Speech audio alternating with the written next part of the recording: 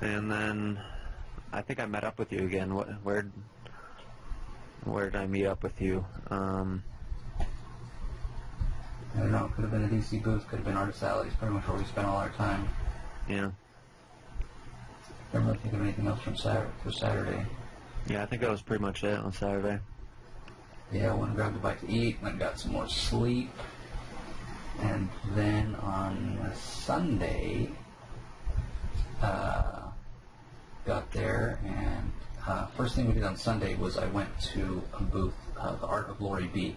I talked to her on Thursday. She does a lot of art, like Disney princesses and things like that. So sketchbook for my daughter. She was like booked up, wasn't even sure she'd be able to get to it. She said come by first thing Sunday, so we actually got to her booth before she was even there. And she said, yeah, she'd have time to do it, just leave the sketchbook with her, pick it up at the end of the day. So Actually, I think you went straight there, and I went to Todd Knock to see if he had room on his list for Sunday. No, that's right, we both went to Todd Knock. Yeah. And we were number 5. Yeah, we were the last one in line. Yeah, and did get on his list. And then we went to Lori. Yeah. Yeah, because we got in a little early on Sunday also. That's right. That is right. And then we headed over to the Skybound panel. Yeah, we did. That was really cool. It was really cool. Where was I that I had to meet you up there? You went and got... I got an Adam Hughes sketch, yes. Adam Hughes. Yeah, I got a Zatanna from Adam Hughes. Yeah, because you had got one from him last year, but again, it was in the stolen sketchbook. I would have liked to have gotten another Adam Hughes as well, but I didn't know how crowded the Skybound panel would be, knowing that the superstar Robert Kirkman would be there. So turns out I needn't have worried. There was plenty of room. But you missed about the first half of the panel. Yeah. Got there just in time to hear David Schulner start talking about Clone. And right before that happened, the moderator, Sean, editor extraordinaire for Skybound, pointed out that the previous day he'd seen some people walking around with Clone shirts, and I thought how awesome that was, and when had they put those out, and then realized that they never did, because we had them made ourselves. So we stood up and showed off our awesome Clone shirts, and Robert Kirkman said that his lawyer would be in touch. Pretty sure he was kidding though. Yeah. So Schulner talked about all things Clone.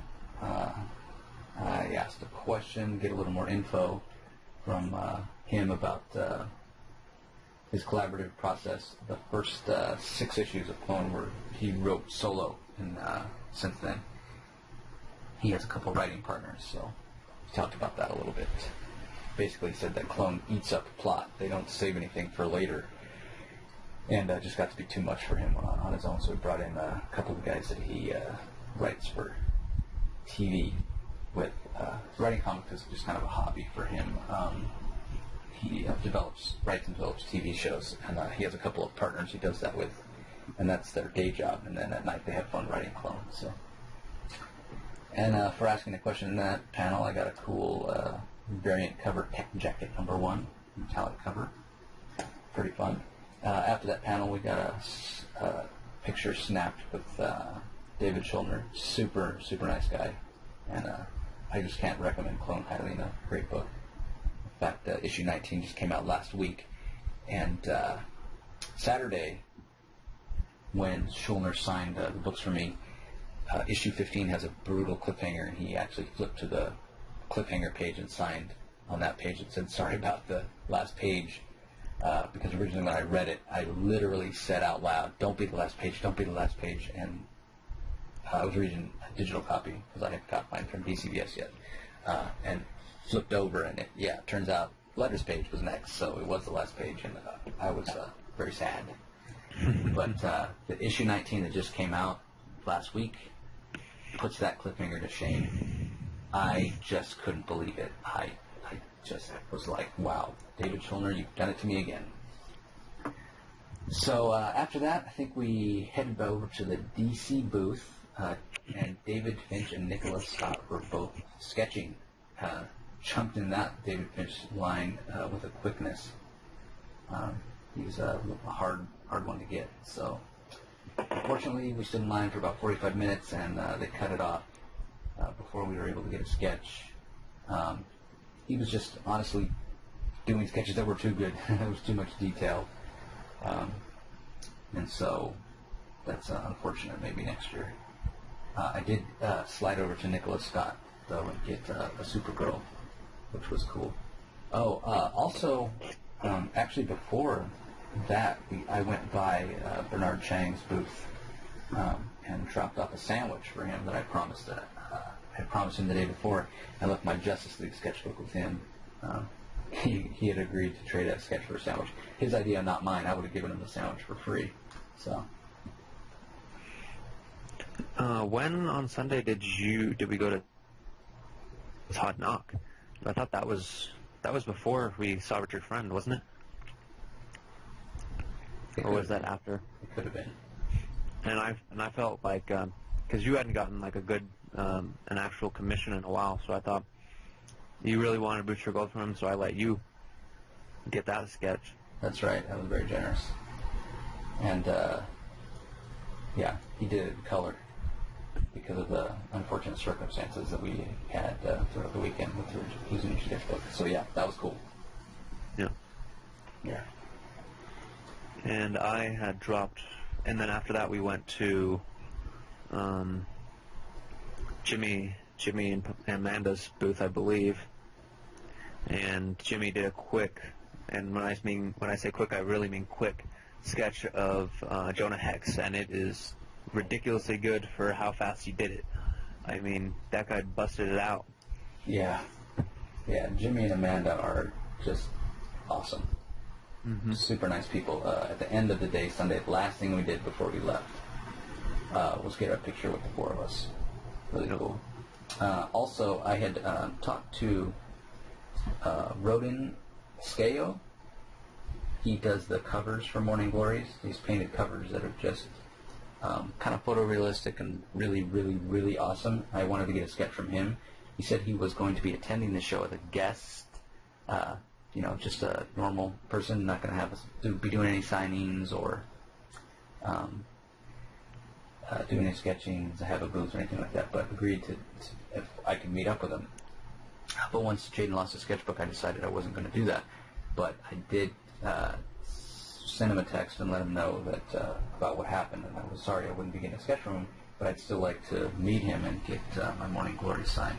So he was nice enough to meet me at the Image booth and sign my Volume 1 trade paperback of Morning Glories. Mm-hmm. Also, I think right after I had dropped off Aspen's sketchbook with Lori B, I was walking by the DC booth, and they were giving out the bracelets for autographs. They do that with some of their more popular creators. It's crazy to me that Scott Snyder, who was standing around most of the time doing not much but talking to fellow colleagues 2 years ago at the DC booth, now needs a bracelet. Also, at the same time, they were giving out bracelets for John Romita Jr. and Jim Lee. So I happened to be right there. I figured, why not? Got a Jim Lee bracelet. Went back and got some later on and got some things signed by Jim Lee. Tried to get a Jim Lee sketch for Jaden because right after his signings, Jim was doing a DC University drawing class, and I was hoping that he would give one of those sketches to Jaden, but he said he couldn't do that. It had to be more random than that, so that was too bad. I think the last panel we hit on Sunday, the last panel for us, San Diego 2014, was Secret Origins. But before that, I dropped my sketchbook off with Jeffrey Moy to get a Saturn Girl, and then I went up there and met you, I believe. Yeah, that's right. So it was Nicholas Scott, Charles Soule, and Scott Snyder. Greg Capullo was supposed to be there, but he actually didn't make the show. Fortunately, he was sick. So that was a really fun panel, each of them talking about people that helped them break in and how they got started and things like that. Really cool, especially to hear Nicola's story. She didn't decide she wanted to draw comics until she was 30. and she's been working in comics for over 8 years now. So her stuff's really awesome. She has a creator-owned project coming up with Greg Rucka. Couldn't talk about it beyond saying that she had a creative project coming up with Greg Rucka. So anxiously waiting to hear what that is. Super, super nice lady. Actually, on the way to that panel, I got into the panel a little early before the previous panel was over. And it was a Marvel panel. Mark Waid was there. And then you came in and we changed seats. And then I went to the restroom and happened to run into Mark out in the hall. And I talked to him a little bit about his latest comic on Thrillbent, his digital platform for comics. It's a sequel to his Empire 6-issue miniseries that he did a few years ago. One of my favorite Mark Waid stories of all time. So definitely looking forward to reviewing that in an upcoming episode. So at the end of the Secret Origins panel, I asked Nicola a question, and for that I earned a Batman 75th anniversary hat, which is pretty cool.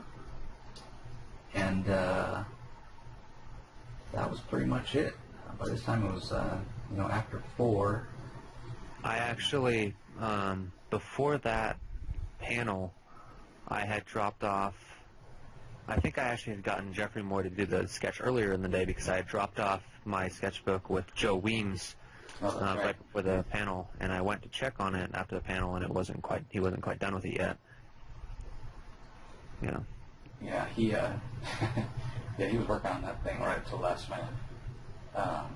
He also, it was either right before the panel or right after, we went to the Hasbro booth. Now, the Hasbro booth, they're one of the toughest booths to get. They have certain exclusives there that often go for a lot more money on eBay than they do at Comic-Con. They put limits on things, and we heard a story about a guy that got in line at 2 a.m. and waited in line all night till they started giving out tickets.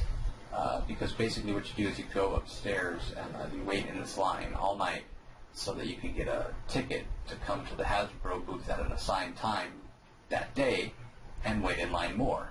So you stand in a line to have the right to go downstairs and stand in a line to buy these Hasbro exclusives. One new thing they did this year was at, I think, 5 or 6 o'clock, an hour before whatever time this floor closed that day, they opened the line up to anybody. You don't have to have a ticket. So that was cool that they did that. The problem being, of course, they only have a limited amount of stock each day.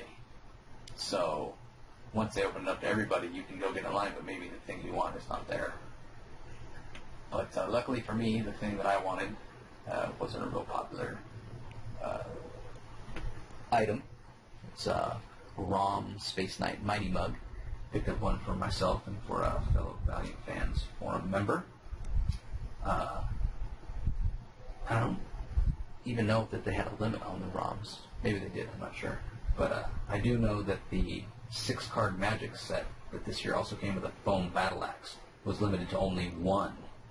Last year I think it was limited to 3. It was just 6 cards. It was $60.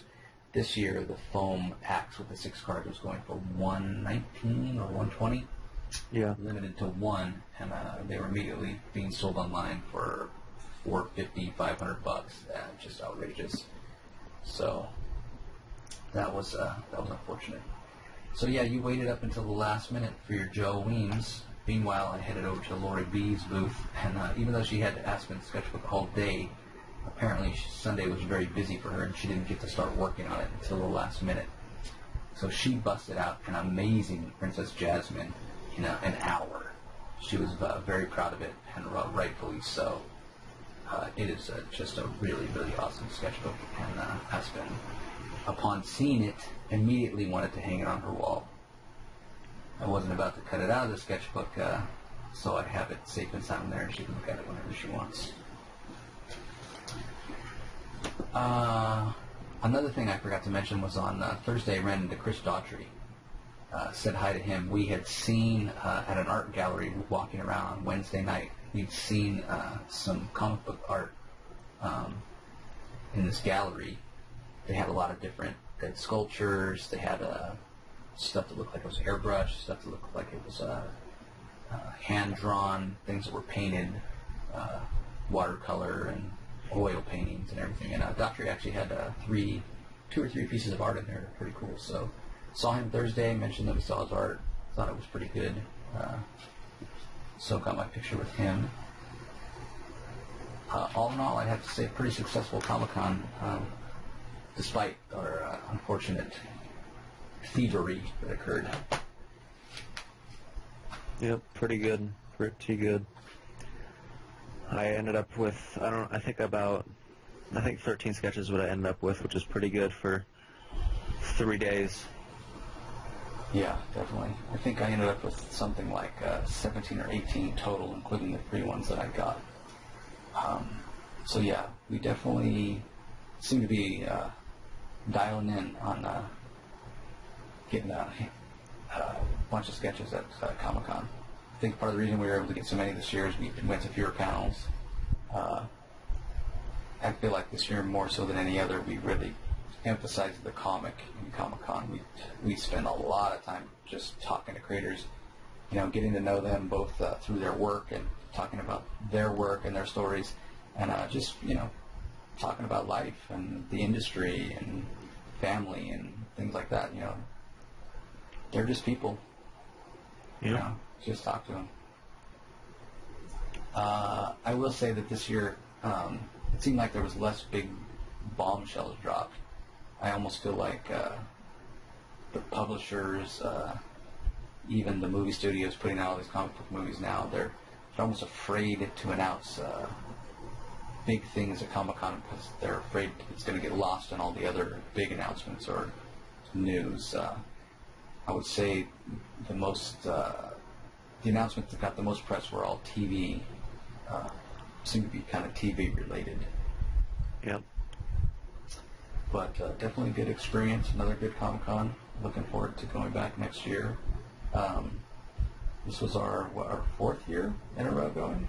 Yep, 3rd year of going all 4 days. Yeah, and I feel like, next year will be even better. We seem to learn a little bit, a few more tricks each year. Yeah, it was a good time. Just if you go, be ready to be overwhelmed. You can listen to my prep list at the beginning of this episode before you get ready to go next year if you're looking at the sport badges. Yeah. Be nice, talk to people. Wear comfortable shoes. That's my biggest thing, because you're going to be walking a lot. Yeah, you're going to be walking a lot. That's true. You're on your feet a lot. Take something to drink and just have fun, Make a plan to hit that 1 or 2 or 3 most important things. And don't be afraid to ask questions. I had a lot of people ask me questions this year. Yeah, have fun. Comic-Con, there's nothing like it. If you're a comic book fan, Great. and I assume if you're watching this podcast, you're a comic book fan, there's nothing quite like it. So that's going to be it for our Comic-Con wrap-up. Thanks for listening. Thank you. And, I'll talk to you later. Later.